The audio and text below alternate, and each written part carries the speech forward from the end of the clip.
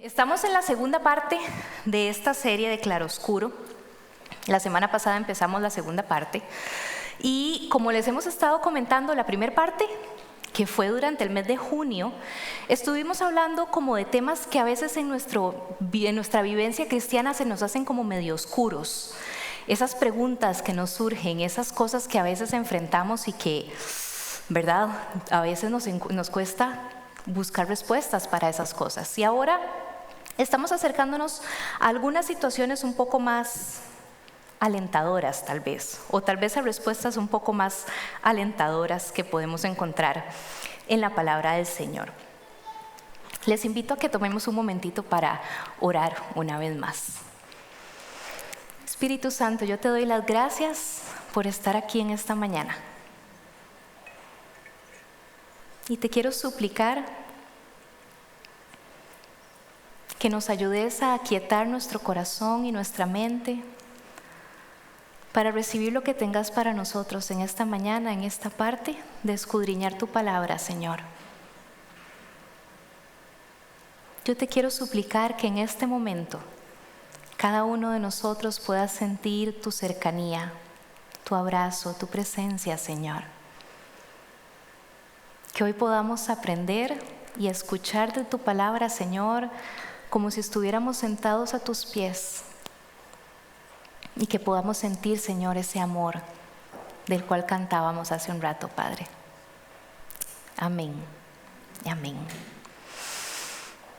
Esta semana me acordé de una noticia que vi hace bastantes años, acerca de una de estas zonas en Estados Unidos que son como muy propensas a tener huracanes y ese tipo de fenómenos, ¿verdad?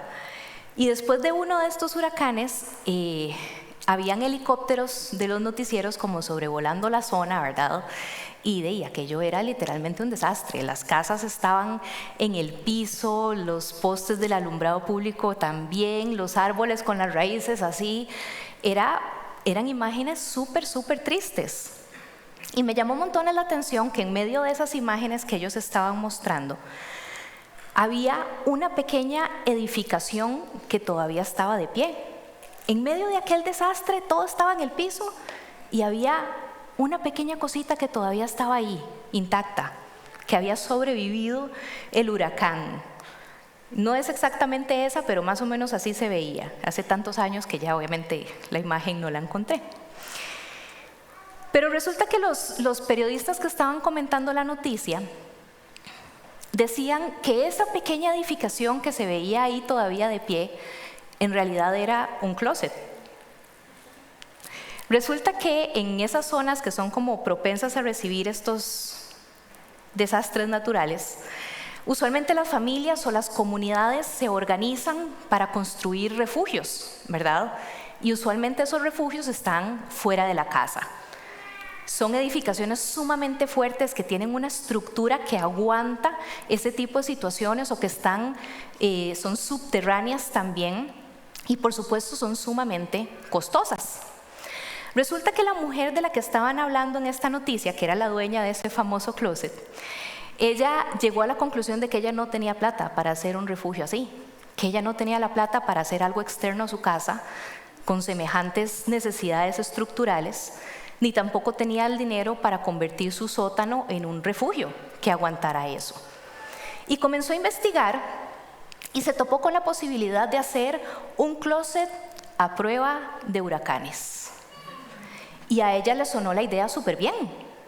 Resulta que iba a ser una estructura más pequeña, no iba a ser tan costosa, iba a ser algo que iba a estar dentro de su casa, entonces habían cosas que se iba a ahorrar, y además de eso iba a ser una estructura que ella iba a usar todos los días, entonces igual le iba a sacar buen provecho al asunto, ¿verdad? Sonaba como una mejor inversión para ella. Era una edificación muchísimo más funcional. ¿Les ha pasado a ustedes que a veces, en medio de las dificultades de la vida, nos sentimos que estamos como en medio de una tormenta, como en medio de un huracán, de un tornado? A veces ni siquiera vemos qué está pasando a nuestro alrededor, nada más sentimos como que todo nos da vueltas, como que no sabemos ni dónde estamos. Yo recuerdo que al inicio de la pandemia, cuando de un día para otro nos mandaron a todos a quedarnos dentro de la casa, ¿se acuerdan? Y de repente a los únicos seres que veíamos eran a los de nuestra burbuja social. Algunos se divirtieron, otros no tanto. Y de repente no podíamos salir de la casa, no teníamos esa libertad de decir, ay, sí, voy a ir a comprar pan para tomar café. No, no podíamos. Todo era estructurado, todo era limitado. Y casi que llegábamos al supermercado y uno ni sabía si iba a encontrar algunos productos que salieron volando, ¿verdad? Y de repente todo era nuevo. Tuvimos un montón de cambios que enfrentar de un solo. Los chiquillos a clases virtuales. A nosotros nos tocó con Felipe en prekinder, esa pulga con clases virtuales. Nosotros trabajando remotamente también. Eran un montón de cambios y de repente la sensación, por lo menos que yo tenía, era que yo era una absoluta principiante que no sabía ni qué estaba pasando.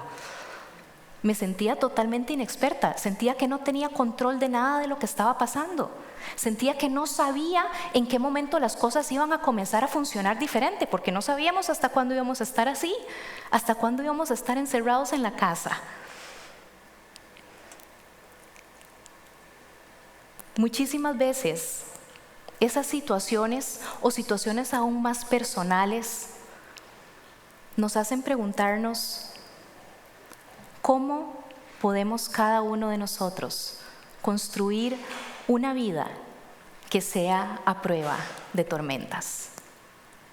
No una vida que no tenga tormentas, porque esas no existen. Sería iluso de nuestra parte pensar que voy a construir una vida que no tenga tormentas. Todos vamos a tener tormentas que enfrentar. Esa es la realidad. Pero la pregunta más básica es, ¿cómo podemos nosotros construir una vida que sea a prueba de tormentas? C.S. Lewis, uno de mis autores preferidos, dijo esta frase que me encanta. La vida con Dios no es inmunidad a las dificultades, sino paz en las dificultades. Vamos a leer en Mateo 7, los invito a buscarlo en sus Biblias, en sus aplicaciones, y si no va a estar por ahí proyectado. Mateo 7, vamos a leer del 24 al 27, dice así. Por tanto, es Jesús el que está hablando. Por tanto, todo el que me oye estas palabras y las pone en práctica es como un hombre prudente que construyó su casa sobre la roca. Cayeron las lluvias, crecieron los ríos y soplaron los vientos y azotaron aquella casa. Con todo, la casa no se derrumbó porque estaba cimentada sobre la roca. Pero todo el que me oye estas palabras y no las pone en práctica es como un hombre insensato que construyó su casa sobre la arena. Cayeron las lluvias, crecieron los ríos, soplaron los vientos y azotaron aquella casa. Y ésta se derrumbó y grande fue su ruina. ¿Cuántos se acordaron de la canción de Escuela Dominical? Ok, no fui la única, gracias. Hasta hay un video por si quieren buscarlo, muy bonito. Lo primero que yo puedo observar en este pasaje que me llama la atención es que este pasaje no está hablando de dos personas demasiado distintas en realidad. Está hablando de dos personas muy parecidas. Personas que tenían una conciencia de que era necesario construir su vida, construir su casa. Tal vez diríamos, sí, es que la comparación entre alguien que sencillamente ni lo pensó, que andaba viviendo ahí al tarantantán, y alguien que quiso construir su casa, pero no. Estas dos personas sabían la importancia de construir su casa. Y además de eso, son dos personas que construyeron su casa probablemente en áreas geográficas muy parecidas, si no iguales. Las dificultades que iban a tener que enfrentar esas casas eran iguales. Las lluvias, los ríos desbordados, el viento azotando la casa, eran los mismos retos que iban a tener que enfrentar. Creo que cada uno de nosotros necesita sencillamente aceptar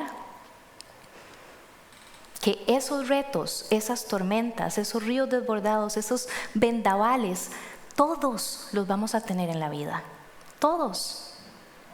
Y a veces estamos como el avestruz, con la cabeza metida entre la tierra, creyendo que no, eso a mí no me va a pasar. No, es que yo estoy preparándome para que nada de eso me pase. La realidad es que en la vida van a haber situaciones que nosotros no vamos a poder controlar y situaciones que nosotros no vamos a poder evitar que nos ocurran, porque las dificultades vienen porque vienen. Lo que podemos nosotros controlar es cómo nos preparamos para enfrentar esos días. ¿Cómo nos enfrentamos nosotros? ¿Cómo nos preparamos nosotros para enfrentar esos días? Lo que me lleva a la pregunta, ¿sobre qué estamos nosotros construyendo nuestra vida? Me gusta cómo lo dice la Nueva Traducción Viviente en el verso 24, que dice: todo el que escucha mi enseñanza y la sigue es sabio, como la persona que construye su casa sobre una roca sólida. Y volvamos un momentito a la historia del inicio. Imaginemos que esta mujer, la dueña de esa casa con su closet a prueba de huracanes, de repente suenan las alarmas y el asunto ya viene y ella de repente dice: ¡ay no! Los muebles de jardín que acabo de comprar. Y la mujer sale como la loca al patio y comienza a meterlos para que no se le salgan volando. O dice: no, a mi hijo le da algo si se le va la bicicleta, y sale a agarrar la bicicleta del mocoso. A veces nosotros somos así. A veces en medio de la tormenta, oímos que viene la tormenta o estamos en medio de la tormenta y corremos a revisar y a salvar las cosas menos necesarias, en lugar de correr a refugiarnos donde sabemos que vamos a tener la seguridad y la protección que necesitamos para aguantar y soportar el vendaval. Muchos de nosotros en medio de las tormentas llegamos a darnos cuenta que incluso el refugio lo tenemos allá, a 200 metros de la casa. Hemos dejado al Señor tan lejos y tan aparte, en un capítulo totalmente aparte del resto de nuestra vida, que cuando estamos en medio de las tormentas hasta nos cuesta llegar ahí. El refugio tiene que estar adentro de la casa para que sea lo más fácil, lo más accesible para nosotros. En medio de la tormenta a veces corremos a revisar los ahorros o las inversiones o las cosas materiales, las cosas accesorias. Y Jesús en este pasaje nos está retando a revisar cuáles son esas cosas que nosotros pensamos que son fundamentales para nuestra vida. ¿Cuál es esa roca firme a la cual nosotros estamos yendo? Esta semana escuché algo que me encantó y es la visión o el concepto de sabio que tenía el pueblo de Israel. Para ellos, sabio no solo era una persona que tenía la cabeza llena de conocimiento, sino que sabio era la persona que era capaz de tomar ese conocimiento y hacerlo una verdad en la vida. Por ejemplo, las personas que tenían vasto conocimiento en el manejo de la madera o de los metales y lograban ser artistas con lo que hacían, eran considerados sabios. Usted y yo no somos sabios si tenemos mucha materia aquí, si no sabemos los versículos así. Somos sabios en el momento en que todo eso que Dios nos ha dado de conocimiento lo podemos materializar en una vida que refleje ese conocimiento. Nosotros somos sabios cuando la palabra del Señor puede verse como un espejo en cómo usted y yo vivimos, en cómo usted y yo reaccionamos, en cómo usted y yo decidimos las cosas. Pregunto, tenemos claro en este momento qué lugar tienen que tener en nuestra vida las diferentes cosas. ¿Qué cosas, qué elementos de nuestra vida son del tipo de la roca firme, que es donde tenemos que estar plantados? ¿Y qué cosas son del tipo de la arena que se desliza en las tormentas y nos deja totalmente en el piso? El dinero, los negocios, las cosas materiales, nuestra salud, nuestra carrera, todo eso es arena. Todo eso se nos puede ir en un abrir y cerrar de ojos. ¿A qué estamos nosotros aferrados? ¿Sobre qué estamos teniendo nosotros el fundamento de nuestra vida? ¿Qué son esas cosas del tipo de roca firme que en medio de las tormentas permanecen y prevalecen?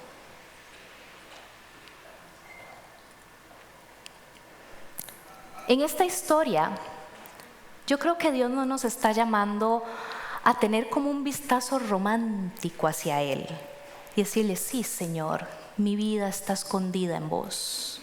¿Verdad? Que a veces lo decimos así como con todo el romanticismo del mundo, pero tal vez no hemos indagado lo suficiente como para decirlo con toda la propiedad. A veces necesitamos escuchar este llamado a la acción que Dios nos hace en este tipo de pasajes. Ese llamado a la sabiduría, de poner conocimiento en práctica. Y para nosotros saber cuál es el fundamento que estamos teniendo y cambiar los fundamentos que necesitemos cambiar en nuestra vida, vamos a tener que hurgar, vamos a tener que excavar en nuestra vida, en nuestros sentimientos, en nuestros pensamientos, en nuestras acciones. Y muchísimas veces cuando nosotros agarramos esa pala y empezamos a ver qué es lo que hay en el fundamento de nuestra vida, no necesariamente nos encontramos tesoros. Pero es necesario hacerlo para poder verdaderamente poner la roca firme ahí, en el fundamento de nuestra vida, para poder aguantar las tormentas. El miércoles tuve la oportunidad de estar en una actividad del Ministerio de Misericordia, súper linda, y estábamos hablando de cómo mantener nuestra fe activa en tiempos difíciles. Y coincidió con que en estos días estoy leyendo una vez más uno de mis libros preferidos de toda la vida, que se llama El lugar secreto. Y este libro cuenta la historia de una mujer que se llama Corrie ten Boom. Y ella fue holandesa, vivió durante la Segunda Guerra Mundial. Y ella, junto con su papá y su hermana, que eran su núcleo familiar, lograron esconder un montón de gente en su casa para salvarlos de la persecución nazi, mientras ellos podían llegar a lugares más seguros. Ellos fueron descubiertos, fueron arrestados, fueron llevados a campos de concentración y perdieron todo lo que tenían: su casa, el negocio de arreglo de relojes que tenían. Su papá y su hermana murieron en el campo de concentración. Y aún así, esta mujer, en medio de todo eso, siguió predicando que era su roca firme. Siguió predicando dónde estaba la esperanza, aún estando metida en ese lugar que yo creo que puede ser de los más oscuros donde un ser humano puede haber estado. Una de sus frases dice: Él usa nuestros problemas para sus milagros. Esta fue mi primera lección en aprender a confiar totalmente en Dios. Y esa frase ella la dijo cuando estaba llegando al campo de concentración. Él usa mis problemas para sus milagros. Y esa es la manera en que nosotros podemos aprender a confiar completamente en Dios. Esta mujer pudo ver claramente cuáles eran las cosas en su vida del tipo de arena, porque cada una de ellas se las fueron quitando de la manera más cruel y más fría. Pero en medio de todo eso, ella también pudo ver cuál era su roca firme y poder estar enraizada ahí para después de la tormenta poder seguir de pie. El pasaje que hoy estamos estudiando acerca del constructor sabio, del constructor necio, no solo está flotando ahí en medio del Evangelio, es parte de lo que nosotros conocemos como el Sermón del Monte, que inicia con las bienaventuranzas, se extiende durante varios capítulos y llega a esta historia. Entonces, definitivamente verlo en medio de ese panorama nos hace comprobar un poco más que este pasaje es un llamado a la acción. El Sermón del Monte fue uno de sus sermones que Jesús usó para llamar a los que lo estaban escuchando a cambiar su perspectiva, a cambiar su manera de ver las cosas. Constantemente dijo, les han dicho, pero yo les digo, ¿verdad? Ha sido dicho, pero hoy yo les digo. Era un cambio de perspectiva. Por ejemplo, en Mateo 5, 27 al 28, que es parte de esto, dice, han oído el mandamiento que dice, no cometerás adulterio. Pero yo digo que el que mira con pasión sexual a una mujer ya ha cometido adulterio con ella en el corazón. Wow, es otro nivel. Los versos 38 y 39 de ese mismo capítulo. Han oído la ley que dice que el castigo debe ser acorde a la gravedad del daño. Ojo por ojo, diente por diente. Pero yo digo, no resistas a la persona mala. Si alguien te da una bofetada en la mejilla derecha, ofrécele también la otra mejilla. Ustedes han aprendido a ver las cosas así, pero yo les digo que las vean de esta manera. Es un llamado a ir más allá. Es un llamado de superar lo que cada uno de nosotros ha estado viviendo e ir más allá. Es una perspectiva superior de vida. Una manera radical de vivir que se llama ser ciudadanos del reino de Dios, donde las cosas a veces son muy diferentes. Es un llamado a ser personas que viven como los escogidos de Dios para representarlo a Él en esta tierra. Y esto me lleva a ver dos grandes llamados a los cuales podemos responder en el día de hoy. Un llamado a la generosidad radical y un llamado a una vida de oración intensa. Y esto lo vemos antitos de este pasaje de los constructores en Mateo 6, del 2 al 3. Dice, cuando le des a alguien que pasa necesidad, no hagas lo que hacen los hipócritas, que tocan la trompeta en las sinagogas y en las calles para llamar la atención a sus actos de caridad. Les digo la verdad, no recibirán otra recompensa más que esa. Pero tú, cuando le des a alguien que pasa necesidad, que no sepa tu mano izquierda lo que hace tu derecha. Unos versículos después, en el versículo 19 dice, no almacenes tesoros aquí en la tierra, donde las polillas se los comen y el óxido los destruye, y donde los ladrones entran y roban.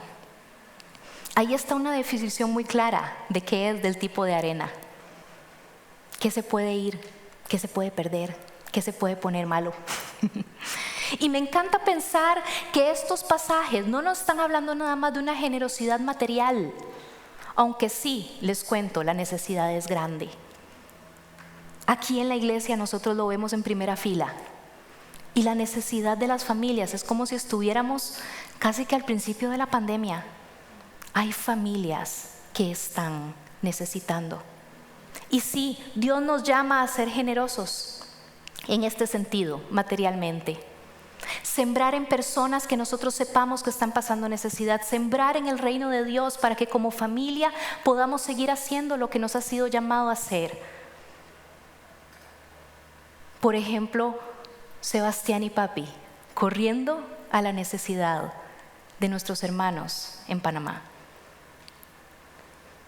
Necesitamos ser generosos. La semana pasada hablábamos de eso. Porque el dinero y las cosas materiales no es algo a lo cual aferrarnos. Es algo que necesitamos sencillamente dejar fluir. ¿Por qué? Porque el que nos proveyó para hoy nos va a proveer para mañana. Y Él no depende de cómo está la economía en este planeta. ¿Por qué? Porque suyo es el oro y la plata. No hay que tener temor. El que nos respalda y el que nos patrocina, a nosotros no se le acaba la cuenta bancaria. Y nosotros sencillamente somos administradores de lo que Él nos ha dado. No somos dueños, somos administradores. Pero ¿qué pasa también con quienes necesitan de nuestro tiempo? Yo creo que a veces nos cuesta todavía más soltar un poco de tiempo que soltar un billete. Se nos hace tan escaso el tiempo, vivimos tan a la carrera, que a veces sabemos que hay alguien que sencillamente necesita que nos sentemos y le prestemos las dos orejas, y nos cuesta hacerlo. Sabemos que hay personas que están pasando tiempos difíciles, que están solos, solas, o que se sienten solos y solas. Y ahora tenemos una facilidad maravillosa. Usted agarra su teléfono y en la mañana le manda un mensajito de WhatsApp: buenos días, estoy orando por vos. Y en serio ora, ¿verdad? No solo mandar el mensaje. Digo, buenas noches, espero que tu día haya estado bien, que Dios te acompañe. No sé, lo que sea. Cuando uno está en crisis, esos mensajes valen oro. En medio de la pandemia, en el 2020, yo tuve una crisis seria. Me desbaraté, era demasiado latarante. Y un día amanecí que lo único que quería era llorar. Y lloré con Ale, y lloré con papi, y lloré con mami. Y los Willas me veían: pero mamá, ¿qué te pasa? No sé. Terrible. Y pasé mal, varias semanas. Una prima mía se dio cuenta, María Estela. Y durante 3 meses, no lo voy a olvidar nunca, a las 5:30 de la mañana, todos los días, durante 3 meses, ella me mandó un mensaje: en este momento estoy orando por vos. Te estoy sosteniendo en oración. Esos fueron salvavidas que Dios me mandó. Y a usted y a mí no nos cuesta nada hacer eso. Y hay tantas personas que lo necesitamos. Podemos ser generosos radicalmente con nuestros dones, con nuestras habilidades. Hay tanta necesidad. Y yo les puedo decir lo que tenemos aquí adentro. Ahí afuera todavía hay más. Pero aquí sí estamos urgidos de manos que quieran trabajar con esos niños que están en el otro edificio. Maestros, maestras, monitores. Estamos urgidos de personas que quieran trabajar en este ministerio de multimedia. Estamos urgidos de personas que quieran trabajar y hacer equipo para reactivar, por ejemplo, la cafetería de la iglesia. Y eso podrá parecer algo así como, para algunos el café es vital, ¿verdad? Pero si ustedes supieran las cosas que Dios hizo en ese lugar de hospitalidad cuando lo teníamos funcionando, antes de la pandemia. Y ahora necesitamos personas que quieran decir: sí, está bien, yo vengo 45 minutos antes y prendo el percolador.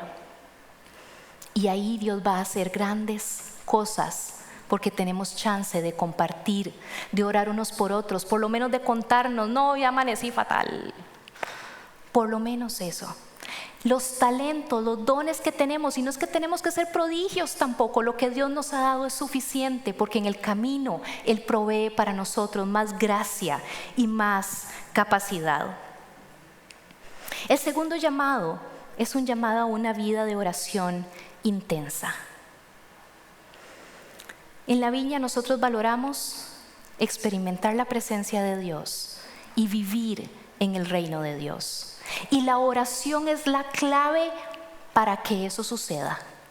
Por medio de la oración es como usted y yo entramos a la presencia de Dios y podemos escucharlo, podemos dejarlo a Él trabajar en nosotros, podemos dejarlo a Él que nos use como herramientas para la obra de su reino.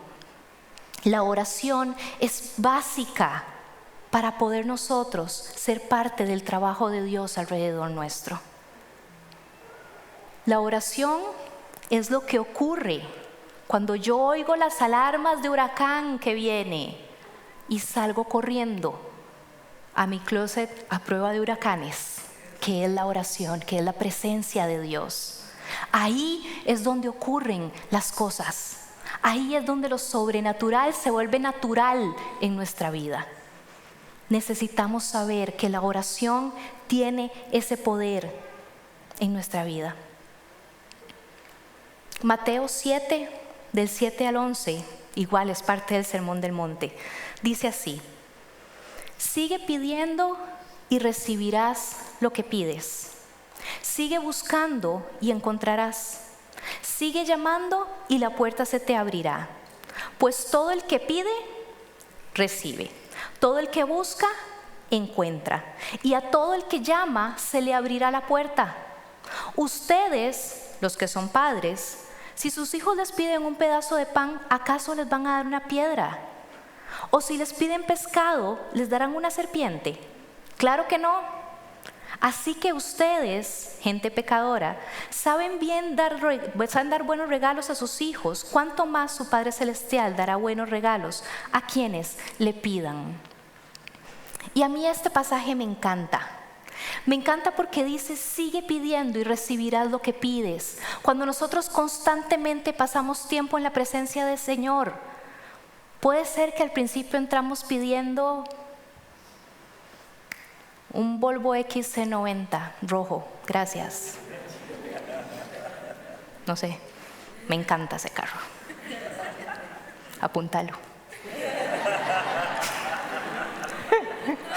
Uno no sabe, el que pide recibe. Pero cuando nosotros estamos en la presencia del Señor constantemente, de repente el Señor trabaja tanto en nuestro corazón que nos damos cuenta que lo que no necesitábamos era el Volvo, lo que necesitábamos era una bicicleta para mejorar la condición cardíaca.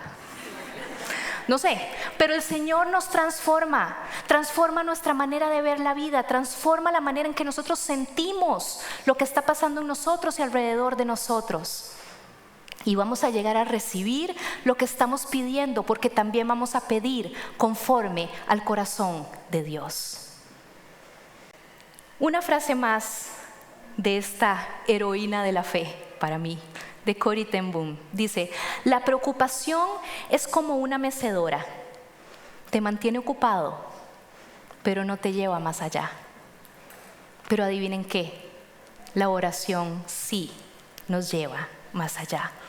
Pareciera que la oración y la mecedora podrían ser igual de pasivas, pero la oración nos impulsa y la oración desata el poder de Dios que usted y yo no tenemos para solucionar las cosas. Cuando estamos preocupados por algo, la oración es el lugar donde nosotros tenemos que recurrir de primero. Cuando estamos preocupados por lo que está pasando en nuestra vida, no necesitamos salir al patio a recoger la bicicleta y los muebles del jardín. Necesitamos correr a ese refugio, a lo básico, a la roca firme. Si no sabes cómo tener una vida de oración, lo cual pasa, puedes venir aquí los miércoles a las 7 de la noche a tiempos de oración. Vieran qué cosas más lindas pasan ahí. Y le aseguro que a la par del equipo de tiempos de oración usted va a aprender a orar. Y si no, nada más empiece a conversarle a Dios. Ahí a raticos, cuando va manejando, cuando se está bañando, antes de dormirse, un momentito, se sienta en la cama: Señor, tal y tal cosa. A algunos les fluye más escribir. Cómprese el cuaderno más barato que encuentre y comience a escribir sus oraciones. Señor, hoy siento esto, hoy vi esto, hoy me asusta esto, hoy te doy gracias por aquello. Tener una vida de oración a como podamos tenerla, pero tenerla va a tener poder en nuestra vida. Un llamado a una vida de oración es un llamado a ser verdaderamente llenos de la presencia de Dios y a actuar conforme a lo que recibimos ahí. Esto significa que ser un cristiano para vos y para mí es ser personas que están firmes sobre la roca, que sabemos dónde acudir en medio de la tormenta, Personas que salen de pie de las tormentas, a veces despeinados, pero de pie. Personas que no actúan como actúa el mundo. Personas que viven conectadas con Dios y por tanto son radicalmente generosas porque saben de dónde viene todo lo que tienen. Somos personas, usted y yo, que vivimos de una manera muy, muy diferente porque nuestra visión tiene otro enfoque. Vivimos muy, muy diferente porque sabemos con certeza que van a caer las lluvias, que van a crecer los ríos, que los vientos van a azotar, pero que con todo nuestra casa va a terminar de pie, porque estamos fundamentados sobre la roca firme. Amén.